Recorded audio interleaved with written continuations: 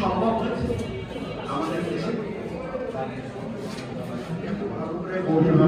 সমঝোতা ওইভাবে না হয় আমাদের যে রিয়াল সমঝোতা করতে চান তারা শিখিয়ে দিয়েছে তারা স্বৈরাচারের জন্ম হচ্ছে কিভাবে? সংবিধান নম্বর হচ্ছে যতদিন সংবিধানে থাকবে ততদিন আমি নিজেও স্বৈরাচার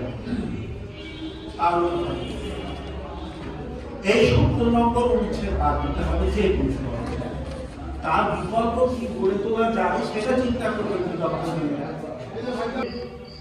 এই যে সমঝোতা করলেন করে আপনারা আমরা একটা সংস্কার করলাম, নির্বাচন দিলাম, নির্বাচনে একটা ক্ষমতায় আসলো একটা রাজনৈতিক দল, সে সংস্কার নীতি না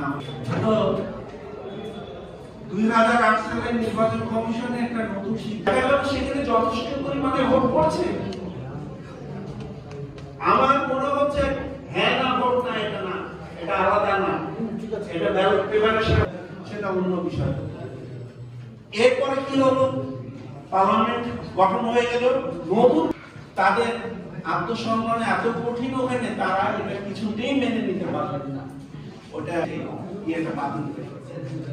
এই যে বিষয়গুলো আছে অর্ডিন্যান্স করে সংস্কার করে দিতে পারে, করে নির্বাচন করে দিতে পারে।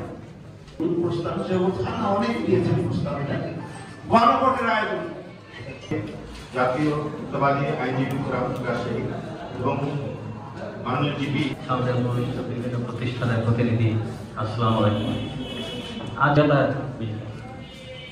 এইটা বিষয়ে আলোচনা চলছে। আমরা যেটা একটা আন্দোলনের মাধ্যমে, ছাত্র জনতা আন্দোলনের মাধ্যমে আমরা একটা ফ্যাসিস্ট সরকার বিতাড়িত করে একটা অন্তর্বর্তীকালীন সরকার আমরা প্রতিষ্ঠা করেছি।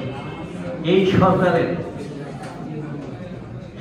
থাকার একটা মেয়াদ আছে, সেই মেয়াদের ভিতরে তাদেরকে মোটামুটি যেটুকু দরকার একটা সুষ্ঠু নির্বাচন করার জন্য সেটুকু সংস্কার করে তারা নির্বাচন দেওয়ার তারা অঙ্গীকারবদ্ধ।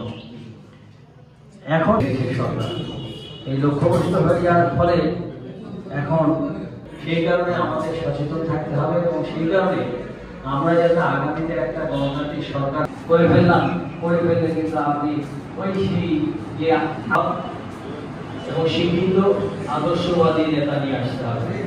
এই সংস্কৃত আদর্শবাদী নেতা যদি আপনি আনতে পারেন, নির্বাচন কমিশন তার যে সংস্কার করবে সেইখানে বলে দিবে যে একটা এইরকম